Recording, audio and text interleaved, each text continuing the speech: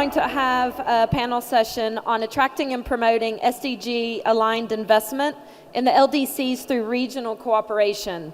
So most of you might know that SDG 17 relates specifically to the importance of partnerships in achieving the SDG goals. And this is, of course, a major reason of being for organizations such as WIPA and others, and is also essential for the LDCs to help create the scale and the capacity that they need to succeed. I would like to invite my panelists up on the stage, please. They are Mr. Yofi Grant, CEO of the Ghana Investment Promotion Center. Welcome to you. And he's also the Regional Director for Sub-Saharan Africa for WIPA.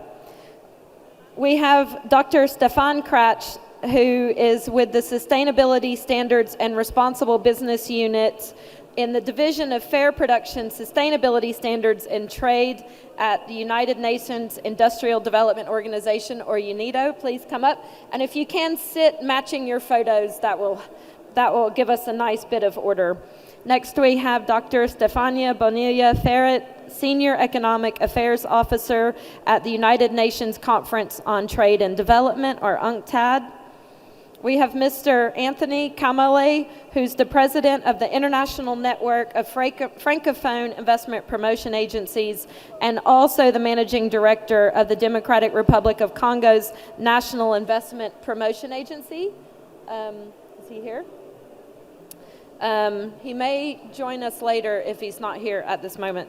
And we also have Mr. Mohit Basin, who's a partner and global co-lead for the economic growth practice at KPMG. So I will come and join you here.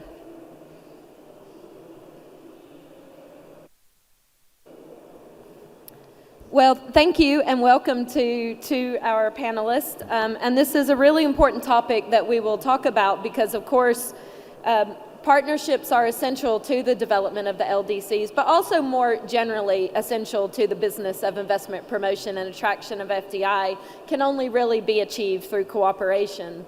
And there are a lot of efforts going on at a lot of levels to try to foster these partnerships and regional cooperation. So we'll talk a little bit about what that looks like and what that should look like, whether we're doing enough of it, and maybe give some practical recommendations. So if I can, I'll start with Mr. Yofi here because you're the nearest to me, so I'll pick on you first. Now, you wear two hats here, of course, you know, running an investment promotion agency, but you are spearheading a lot of regional cooperation efforts in Africa, so you could perhaps tell me a bit more about that. And what are some of the bottlenecks that you tend to encounter, and how could we maybe get around those? Thank you very much, and a very good morning to you all. First of all, as a background, I need to highlight what the African situation is, or what I would say the African opportunity. It's currently a population of 1.4 billion, with probably the highest growth rate globally. In 2018, 6 out of the 10 fastest growing economies were from Africa. And Africa as a region probably would have the fastest growth rate averagely. Of course, despite challenges, recent challenges, post-pandemic and due to the conflict. But having said that, it's a continent of 55 countries in various stages of development with perhaps 4 different geographical sociocultural zones: the Anglophone, the Francophone, the Lusophone, and then the Arabic. And it therefore presents a very interesting combination of, first, cultures and resources. But the continent is also, like I said yesterday, is home to not less than 40% of the world's remaining mineral resources, and 60% of the remaining arable land left in the world. So the potential of Africa cannot be easily dismissed. But having said so, out of the 3,400 bilateral investment treaties that exist, there must be a way of filtering through and synthesizing to make sense of it all. Otherwise, there are many overlays that make it difficult for countries to engage. Now, in more recent years, Africa has signed what we call the Africa Continental Free Trade Agreement, which brings the 55 countries in Africa into the single largest tariff-free market in the world. And that, of course, is extremely significant globally. because it does unify the continent in trade and business, but also in investment. And due to that, as I represent Sub-Saharan Africa on the board of the World Association of Investment Promotion Agencies, the strategy is to see how we can bring the African countries together, the IPAs in Africa together, to first harness that opportunity, but to also to make sense of it, such that we do not fragment and engage in a battle of a race to the bottom by consistent reforms that then sort of marginalize each of us. Together as a continent, Africa is much, much stronger than each of the individual countries. So what we've done on the back of discussions we've had at WIPA, discussions we've had with WEF, discussions we've had with UNCTAD, is to create, first of all, a unified front for the African IPAs so we optimize the regional opportunity. And in that vein, in January this year, we had a conference in Accra that set to forming the Africa Investment Promotion Agencies Association, which will bring all of us to the table, and then we can actually optimize the opportunity. But on the back of that, the AFCFTA itself has also come out with a Pan-African Trade and Investment Protocol that gives us standards in investment facilitation, and then also gives us a much more regulated impetus to go with the Association of Investment Promotion Agencies. And on the back of that is the Pan-African Investment and Trade Agency, which will be an agency under the AFCFTA to harmonize the way we do things and the way the regulatory framework for investment promotion in Africa. Most of it, I must say, is centered on the quality of facilitation. Because, well, you can bring the investors into the continent, but if you do not have a constant engagement to onboard them and make sure that there's mutuality in the activity, it gets extremely difficult. So I think that gives us a context of regionalizing the efforts of the Africa Investment Promotion Agency, and which I must say are at various levels of development.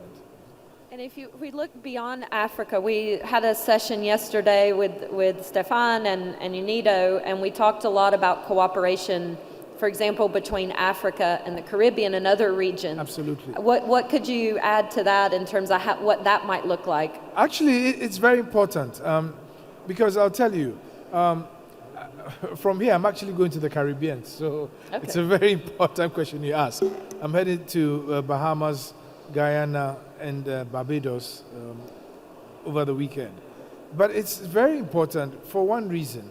First of all, there is a very strong cultural link between the Bahamas and Africa. The Bahamas and many other Africans in the diaspora form what we call the last country of Africa. Mm-hmm. And there is a strong belief that there are many of African descent who are spread across the world. And the vast majority are in the Caribbean and Latin America, mm-hmm. specifically Brazil. And so it is important to actually realign and reconnect these regions mm-hmm. for Africa, just not for investment, but for trade as well.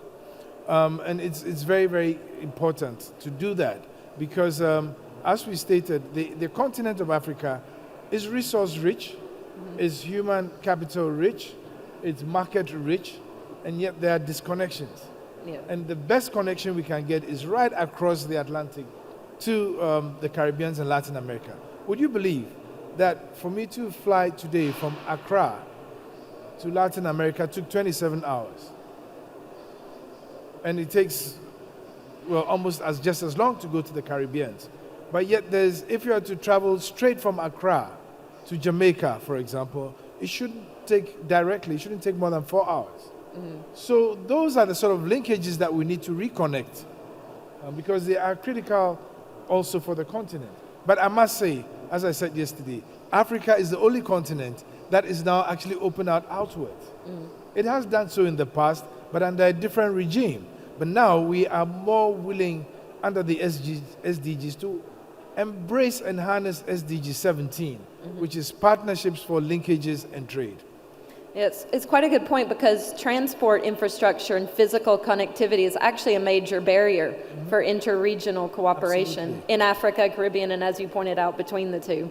Absolutely, absolutely. Even within Africa, it's a problem. Yeah.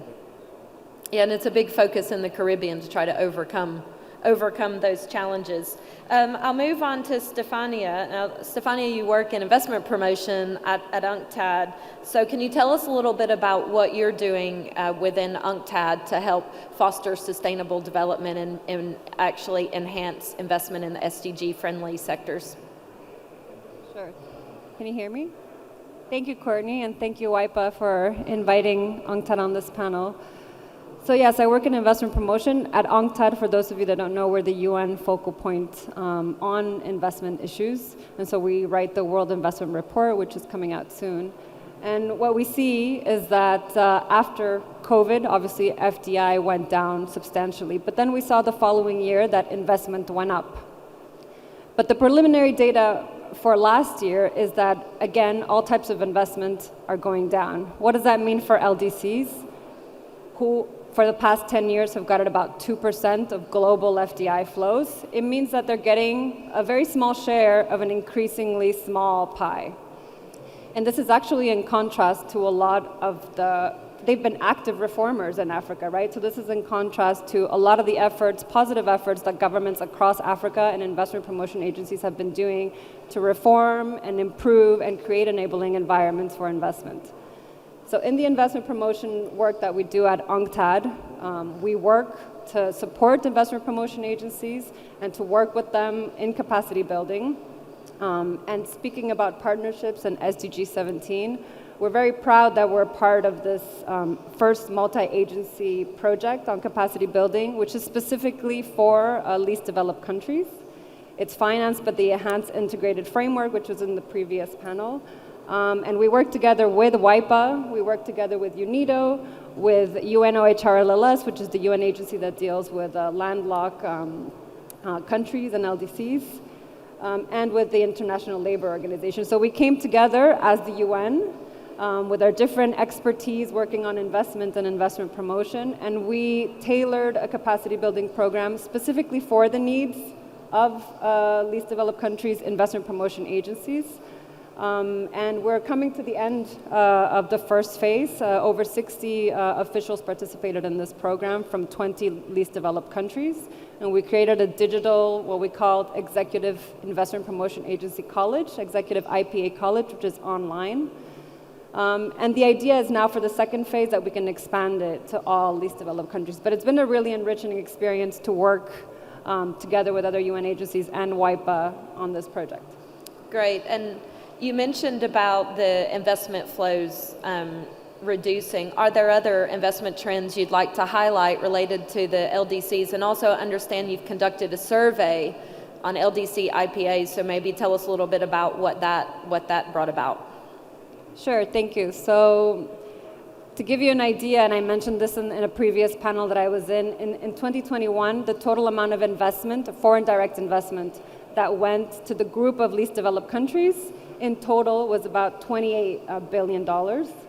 And to put it into context, that's the same amount of investment that Apple invested in research and development in that year. And we have to take into consideration that a lot of that investment is concentrated in a small number of very big LDCs.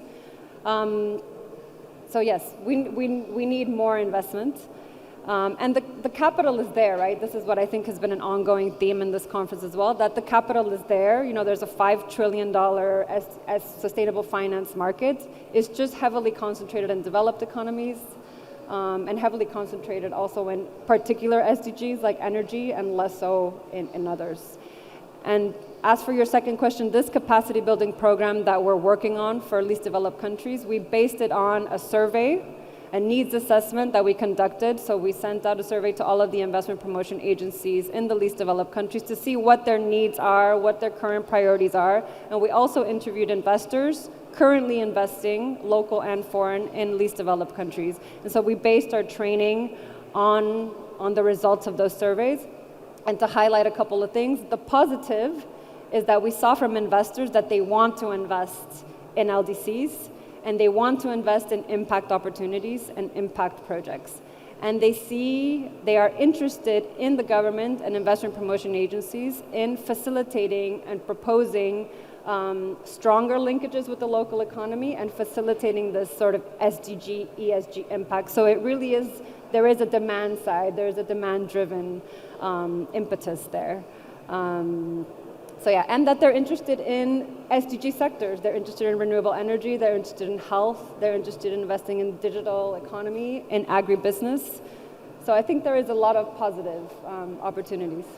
What do you think is holding them back? So that if the will is there and the capital is there, what are the constraints? I think there's a lot to be done at the macro level, but there's also a lot to be done at the micro level, and we keep hearing that there's not enough, bankable projects. There's a bit of an information asymmetry as well, so the demand is there. And we work with governments so that they're able to more strategically target investment. So we say invest in sustainable development. What does that mean? And that's what I love about working in capacity building, is that you work with people that are on the ground, that are with investors, that are practical. They're not here writing about investment in sustainable development. So they tell us, well, what do you mean? Like, what do we do? And it really is investing in SDG sectors, but also investing with an SDG impact. So getting that money to those vulnerable communities, to those vulnerable sectors. And we tell them, we help them and work together with them to prioritize. You can't attract investment in all the SDGs, in all the sectors. We have limited resources. So for example, to give an example of Namibia, they've really focused on the green hydrogen. It's a whole of government approach, and they're focusing on that SDG and that sector. They're building their economy around that sector. They're prioritizing their investment leads. They're targeting investors focused to that. And I think that's part of the answer, is to prioritize and build a local ecosystem and be able to present projects, targeted priority projects to investors. Yeah, it seems like there are a lot of generalities when really it's the specifics that helps in the targeting and the information provision. Stefan, you've run a survey as well and presented some findings yesterday. Now, your survey was related to African, Caribbean, and Pacific states, but quite a number of those are LDCs. So what kind of overlap do you see, and what of the findings of your survey do you think are particularly relevant for LDCs? Yeah, thank you very much. First of all, can you hear me? Yeah? For the organizers, WIPA, of course, but also the donors of the project that Stefania referred to, the joint project that we deliver with the ILO and UNCTAD for LDC IPAs, the Enhanced Integrated Framework. So many thanks for that. You referred to the survey. As you said, the survey in the 79 countries, ACP countries, we have about 37 countries of them are LDC countries. The large majority of them, unfortunately, happen to be African countries. And what we find there is many of these IPAs have struggled during COVID-19 in the sense that they weren't able to do physical roadshows. They weren't able to do the traditional type of investment facilitation and promotion that they were used to do, and relatively quickly and unexpectedly they had to immediately shift gears to from a notion of investment attraction to investment retention and doing things virtually, digitally. And that shows in the survey that there is a discrepancy within the group of IPAs that have had some digitalization already pre-COVID, whether it is data sharing protocols with other partners, whether it is e-registration systems, etc. These IPAs then also did relatively better in tweaking their systems, in having digital outreach to investors, in explaining to them how to restart their businesses, how to deal with extended periods of lockdowns, etc. Where it was at that time mostly an effort to avoid divestments away from LDCs back to the home countries. And we all know that once an investment is gone, an IPA will have to triple, quadruple the effort of bringing that investment back into the countries. So still speaking on digitalization, what we also found is that digitalization in IPAs is in its infancy. We found that only 20% of IPAs are and that goes for LDC IPAs as well, are actually implementing a digitalization action, whether this is related again to digital aftercare services or e-registration systems or sharing information, one-stop shop portal and these type of things, which means that the other 4/5 of IPAs are seeing digitalization is happening around them, but it hasn't triggered a concrete action to look into business process engineering or business process improvement through digitalization. So that was one aspect we found. The other aspect was that investment project packaging and investment project preparation is more important than ever. I think Stefania mentioned that, to avoid this information asymmetry or this conundrum that exists, that in a way there is a surplus of SDG capital waiting, but on the other hand, almost every survey that one does amongst indigenous SMEs brings out access to finance as the single most important challenge. So how can we bring these two things together? So this is still a major issue that IPAs struggle with, and what they want is capacity building in doing investment opportunity profiling, and maybe even in some occasions moving to more complex undertakings like doing pre-feasibility analysis or feasibility analysis. Stefania mentioned the green hydrogen project in Namibia, which, as the last number I heard, it will be like a 10 billion USD project. And of course, this is where the IPA should play a role in terms of where should the site be located. If the country would be producing large-scale green hydrogen from obviously renewable energy sources, how can we make sure that this doesn't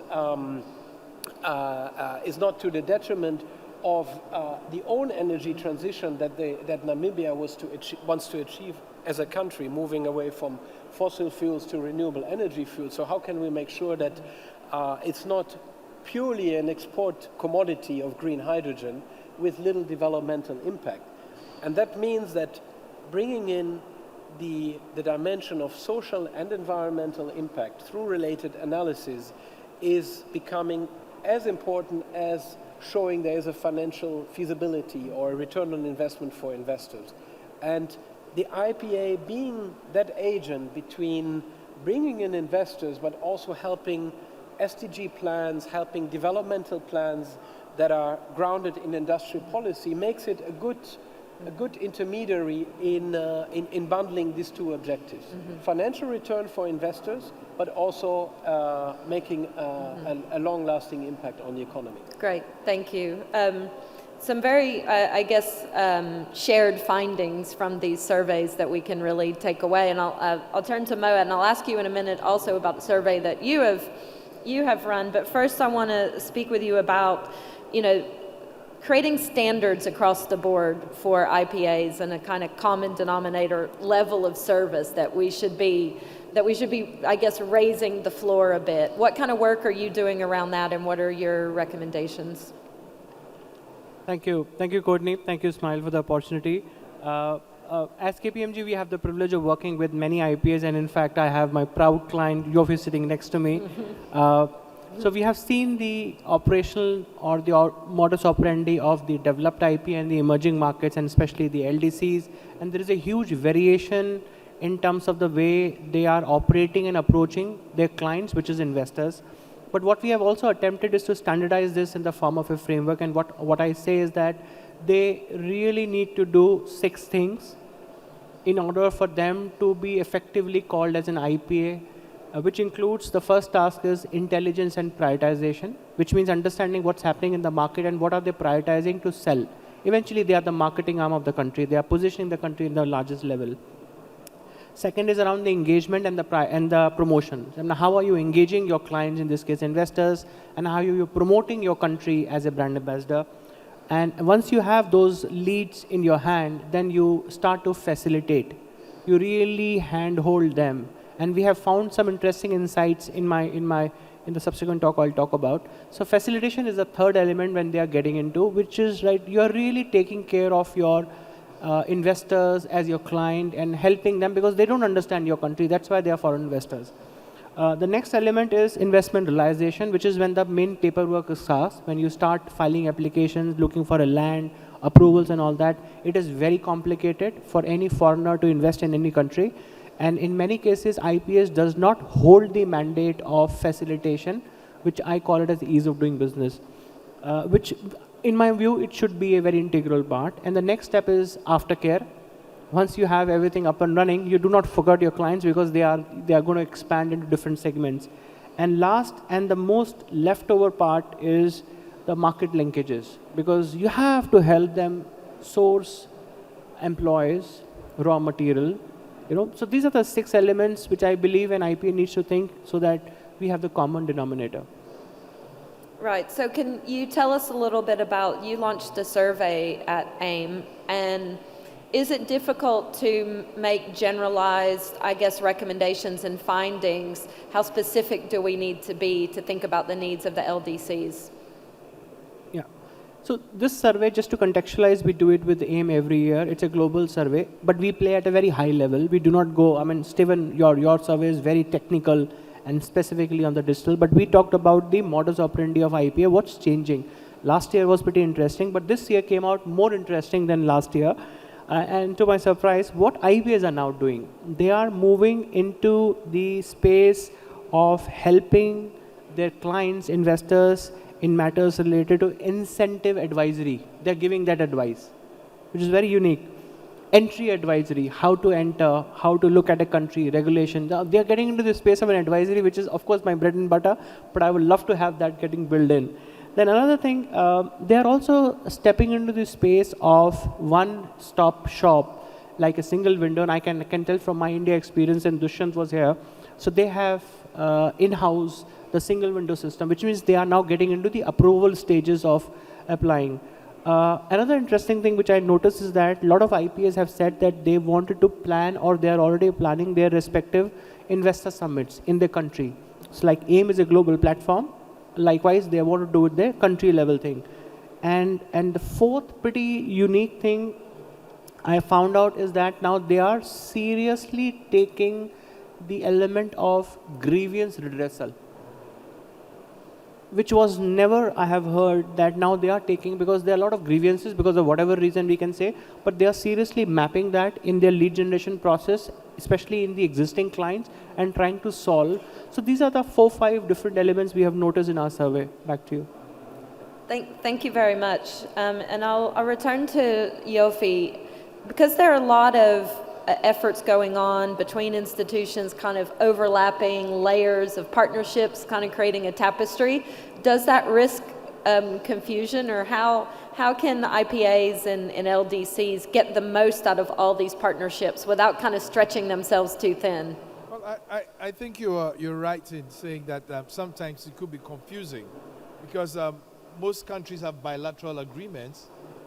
But what the Pan-African Investment Protocol does is to harmonize all these to ensure that there is consistent, transparent negotiation among members of the AFCFTA, as is within Africa, but also to present the continent in a unified front.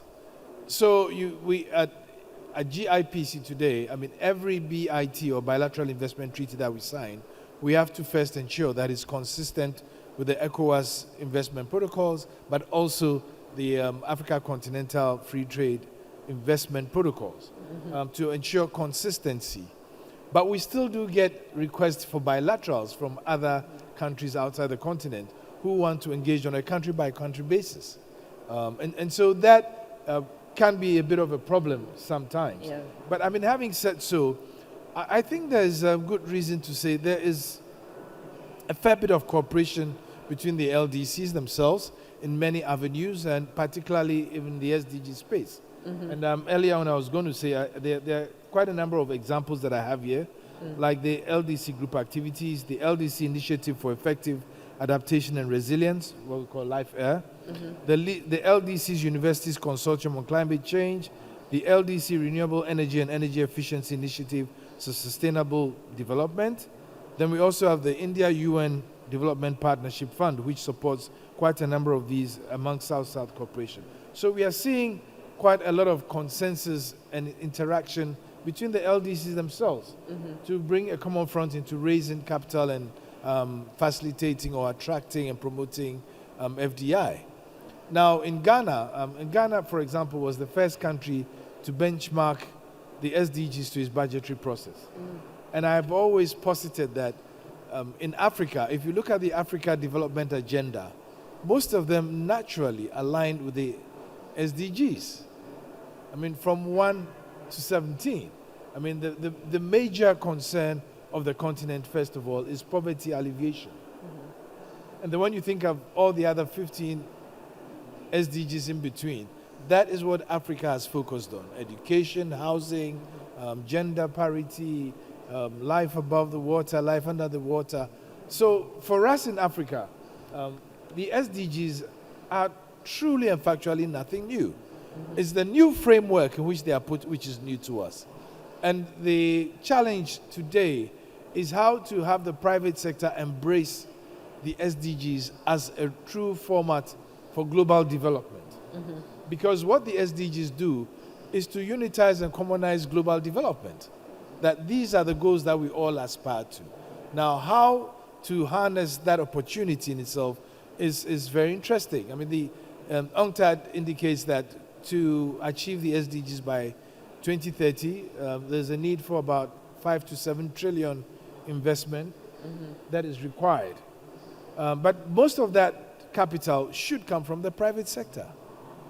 And we have done work with the UNDP to give rise to what we call the SDG SME investment roadmap that actually identifies projects and opportunities which return capital to the private sector.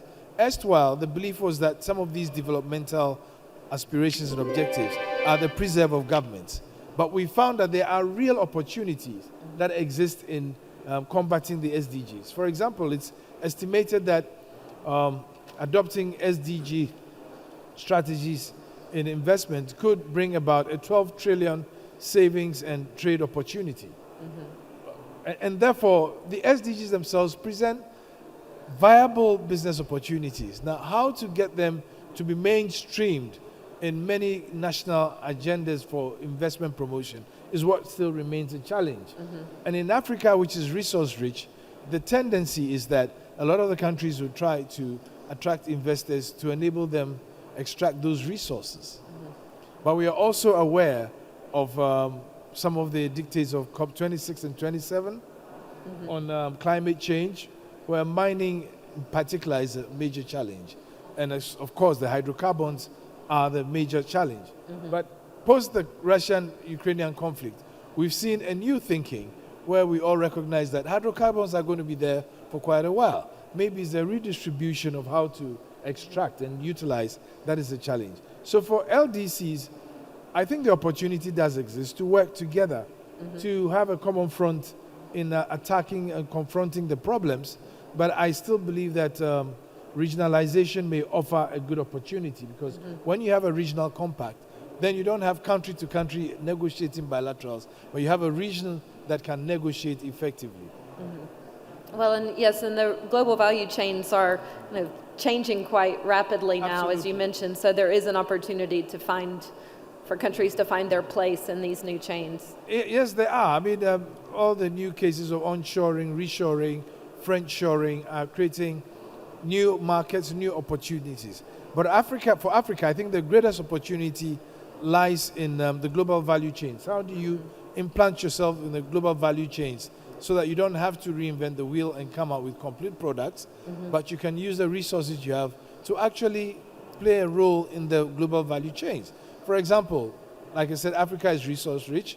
All the transition minerals required for energy transitions to achieve net zero are found in abundance in Africa. Almost all the coltan, and Africa has about 75% the global reserves of coltan that is used for mobile phones are from Africa. Almost all the lithium that is used today in e-mobility from the batteries are from Africa. And it's not just from one country, it's not just from DRC. Ghana has lithium, so has many other countries. So how do we have a unified front to make sure that it inures to the benefit of the continent and not just one country? That is the challenge. Yes, a very good point. And I'd like to ask Moet to maybe expand on that, because you're working with IPAs globally. What opportunities do you see in the changing global value chains for LDCs to try to establish their place? See, now one opportunity would be a direct investment coming into the country, which is not that easy because of the localization happening or the nearshoring happening. The game is changing altogether. It's no more one or two countries who are going to rule the investment landscape, and most of these, especially the American firms or the developed countries firms, will go closer to the home. But they're also exploring venues which are near to their home location than far offshore, right? But what is also changing is a lot of companies whom I advise in terms of investment, they are open for the partnership model or the joint venture model, which I know it's not that easy for any LDC IPA to work on. But if they can create, let's say, 5 to 10 local national enterprises who are strong, credible, and have some muscle power in terms of capital, and they can be positioned to create joint ventures, it could be another way of them attracting investments in the form of joint ventures, because most of the European firms tend to move out of their country in the joint venture model. So that could be another way they can look at by creating partnerships through joint ventures. Thank you. And Stefania, the UNCTAD's investment trends monitor that was released in January was a fairly depressing read, if I'm honest, related to global investment flows, but also a decrease in investment in SDG sectors and how this could particularly harm LDCs. How much of a risk is there that, it's already hard to attract sustainable investment, but there'll be even less of it? And how can we really, ward off a potential disaster on this front? It highlighted the report, for example, even decreases in climate FDI and a lot of these really essential modes of investment. Can you give us any grounds for optimism against that fairly bleak picture? No pressure. In the upcoming World Investment Report, it's not a shocking thing. You won't be shocked, but the main theme is there's a lot of uncertainty, there's a lot of fragility, there's a lot of vulnerability. Against that background, I do think there is optimism in the sense that when we work with the investment promotion agencies, and like Mr. Yofi said, their priorities and their development plans are already aligned to the SDGs. It's just a new framework, and the demand is there, the money is there, so it's how do we redirect it? And I think a key issue is how to be able to facilitate this investment in a way that investment promotion agencies, for example, you said gender parity. Most of the investment promotion agencies that we speak to, they're like, yes, gender parity is part of the government's development plans, it's something that we want to contribute to, but then it doesn't reflect, they're not doing it formally. So, for example, when they see an investment lead and they say it's going to contribute to a lot of employment of women, they prioritize it. But they do so informally. They don't do it formally. So they don't have a formal criteria. They don't formally prioritize it, and they don't formally report on it. So they're doing it anyways, but they're not doing it in a deliberate, strategic way that allows the investing company to come and report, this is the impact that I'm having on gender equality, and that allows the government to say, this is the impact that we're having on women's empowerment and women's employment. So a lot of it is getting the data, investing in the data, and reporting on it. And I think that will do a lot to facilitate more investment. How can we make it more visible? How can we report on it? But, the big picture is, there is a lot of uncertainty, and it is a problem. So we have all of this investment finance in sustainable development, and it's going towards developed countries, and it's heavily concentrated on one SDG, which is renewable energy. There's much less going to water, there's much less going to education, there's much less going to other SDG sectors. So it is something that needs to be, and this is in the background of rising interest rates for developing countries, debt crisis for developing countries, capital flights. So I don't want to not be optimistic, but I think it's something that needs to be a priority for everybody. It's something that we need to work together on to be able to support the most vulnerable communities. Yeah, I suppose the severity of these multiple crises can maybe help focus minds on the urgency of the situation. Stefan, in our session yesterday and in your survey findings, just to return to our core topic here of partnerships, what findings and recommendations did you have related to the necessity and practicality of partnerships? Yeah, thank you. Can you hear me? Not so No? well. Okay. I think now it's better. There you yeah. Of course, the issue of partnerships is crucial, and this was also expressed through the survey. What we found in the survey is what we coined a mandate overload, which seems to emerge in IPAs that are being expected by government to do many vast areas of development. So it's not only it's not only foreign investment promotion, it's domestic investment promotion, it's supplier linkages, it's SEZ development, it's skills development, it's export promotion. So there's a mixed bag that IPAs are expected to report on. And then, in fact, we compare that with the OECD average of mandates, where we found that the IPAs, on average, have to deliver on more than 9 mandates, as opposed to the OECD, where this is about only 5 mandates, where things are more focused on actually FDI, attraction, promotion, targeting, and retention. Now, what does this mean? It means that the IPA cannot do everything together. It needs to forge partnerships with other agencies that sometimes are supervised by the same line ministry. So we are thinking here of the SME Development Agency. For example, if the IPA is expected to deliver a service to investors to find local suppliers or local subcontractors from the pool of indigenous firms, it would make sense that this is done jointly with the SME Development Agency or the private sector associations like the Chambers of Commerce or the industrial associations, because they have the trust and they have the outreach, sometimes much better, much more effective than the IPA itself.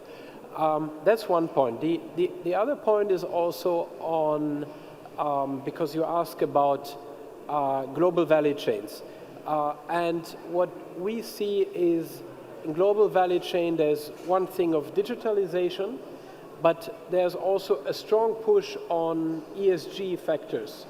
Many LDCs have heard about the due diligence directive of the European Union, where multinationals will be bound soon, if apparently approved or becoming a law towards the end of this year, where EU investors will be bound by law to source responsibly, not only from the first direct supplier, but also from indirect suppliers.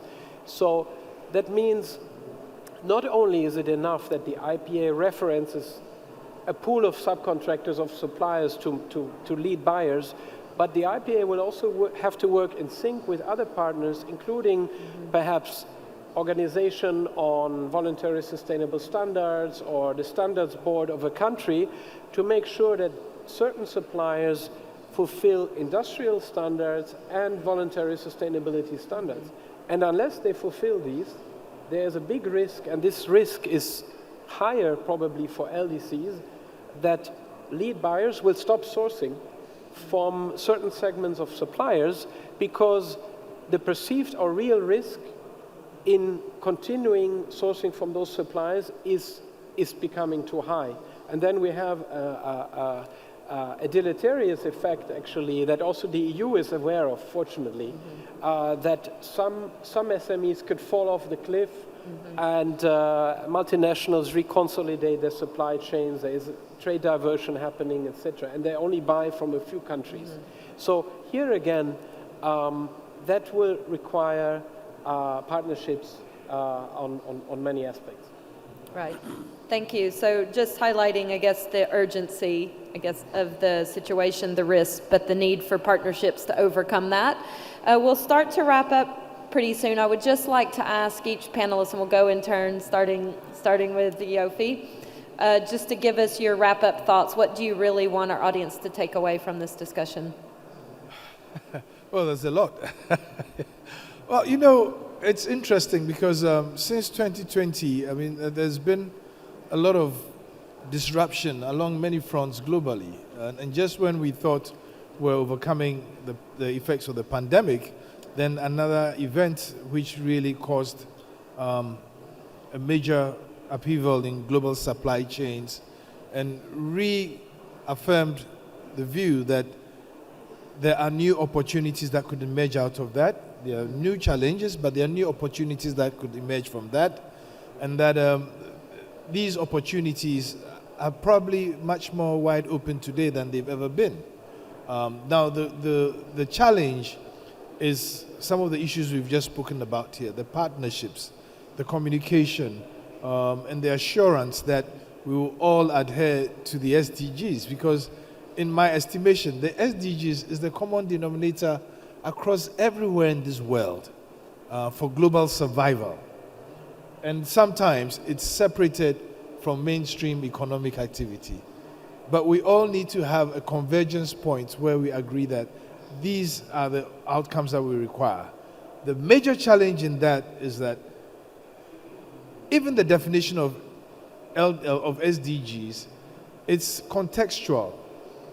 So, for example, SDG on education for Africa would be very different from the SDG requirement on education in the much more developed North. In Africa, it's probably access. In the other places, incremental. On gender parity, because of our multicultural continents in Asia, Africa, Latin America, and all that, it would be a major challenge to mainstream what you're talking about. Some of it is happening, but not in a formalized, systemic way that needs to be reported. And then that in itself will inhibit investment in that sector.